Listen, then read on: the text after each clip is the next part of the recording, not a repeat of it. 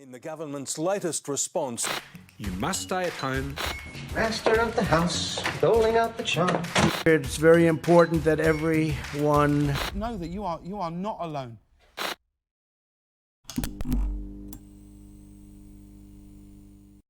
G'day sports fans. So today we're going to talk about mental health and well-being, how they interact, how they're not quite the same thing, and we're going to look at how they impact our life. So this is your vocabulary. If I could just get you to pause the video right now, scribble this down, and then we'll have something to come back to as we move through the lesson. Okay, so first off, what's well-being? Well-being is simply more than just feeling happy, feeling joyful, or it's more than just having a lack of illness or lack of disease. It's a really sort of complex combination of all of your physical, emotional, social aspects, plus some others in your life and how they're interacting. It's linked to happiness and satisfaction, but basically we could talk about it as how we feel about ourselves, but another way to talk about it is how prepared we are to deal with life's challenges. And we can see that this means well-being is a bit of a balancing act, and sometimes our well-being is really strong. It's also called wellness, and sometimes our well-being is really poor, and it's about, or in the middle, right? And it's all about bringing it back into balance. It's useful to actually feel stress. Okay, so when we've got psychological, social, or physical stress in our life, hopefully we have the resources to be able to deal with those, and how we are doing that's our well-being. But it's not necessarily having a strong well-being, being able to blast through all challenges without realizing they're challenges either. But we want to make sure that we have the tools and resources to deal with those challenges, and that's having a good well-being or sense of wellness. So, as we said, there are several factors. So there's physical. Are we getting enough exercise? There is our mental health aspect. Are we suffering from depression? Are we able to run around? Are we able to be cognitively quick and adaptive? Are we able to take in new ideas? Are we resilient when things aren't going our way mentally? Spiritual. This doesn't mean you have to have a religious faith. There's all sorts of areas in your life which you'll get spiritual fulfillment, like that sort of fulfillment which feels as though it is building something deeper inside. We have emotional. So how well we're regulating our emotions. Are our emotions appropriate to how we're feeling? Sometimes it's entirely appropriate to feel sad or anger or whatever. And are we able to deal with those emotions in an appropriate way? Social. Are we having social interactions, or are we having good social interactions? This doesn't mean if you're an introvert that you must be, you have a poor well-being because you're not, or wellness because you're not being outgoing and social. What it means is when you're having those social interactions, are they healthy? Are they strong? Are they positive in how they interact with other people? And then we have environmental. How do we interact with our environment? Are we in a nice space? Are we in a space that is supportive for us? For example,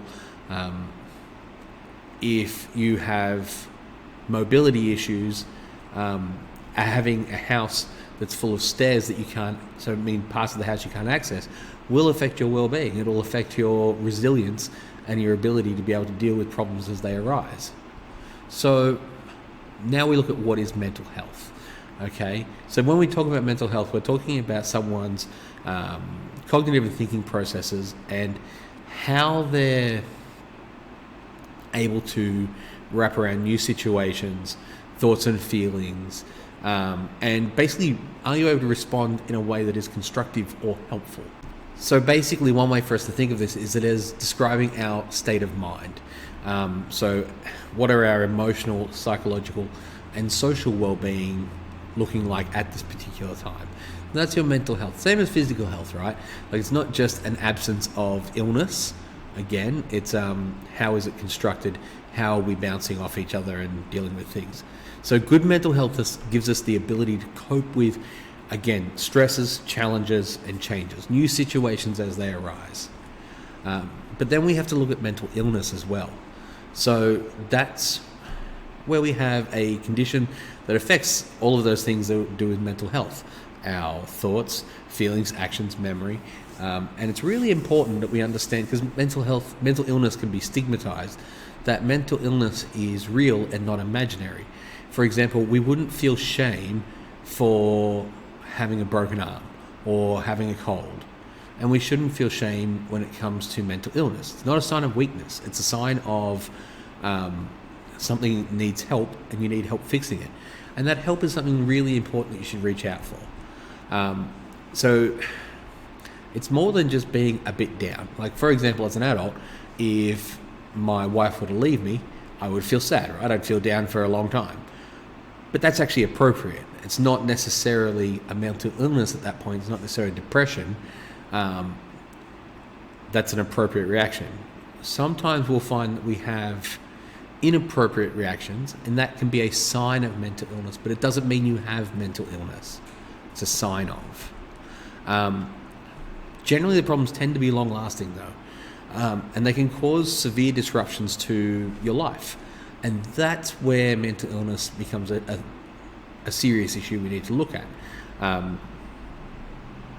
When it becomes interrupting on how you deal with your friends, your work, yourself, that's when we start to talk about mental illness being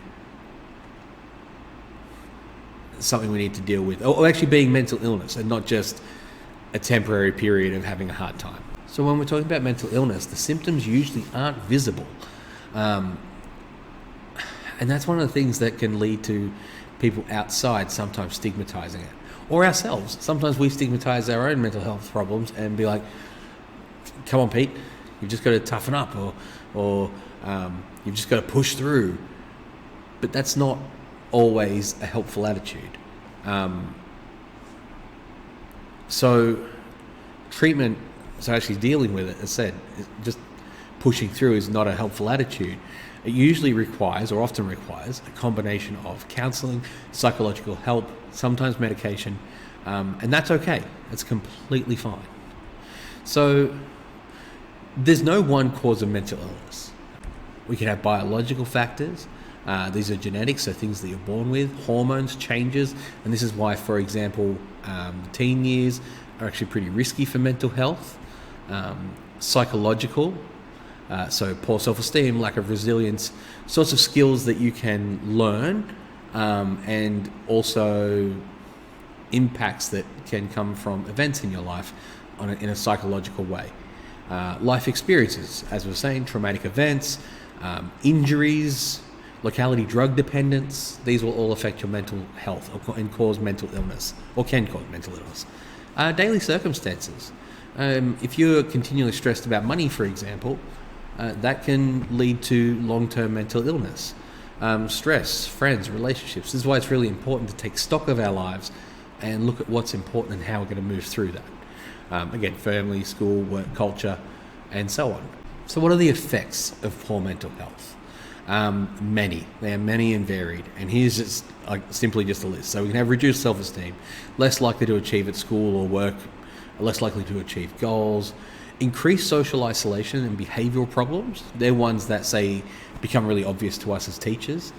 Poor physical health, sleep problems. This is usually one of the first ones that people notice in themselves. A lot of stuff builds up, but you notice when you're not getting enough sleep. High risk of self-harm and even suicidal ideation, and higher incidence of substance abuse. So these are the indicators of and effects of poor mental health. And unfortunately, it often gets to the point of these indicators when we realise that mental illness is actually a problem, which is why we need to act seriously and carefully around mental illness and make sure we're not stigmatising it, and that we're getting the help we need. And that, everyone's going to get a cold in their life. There is a chance that mental illness will be a problem for all of us at some point. So yeah, that's why we want to be aware of it. Anyway, if you have any questions, put them in the comments below and I'll get back to you as quick as we can. Thank you for watching, and we'll catch you next time. Bye now.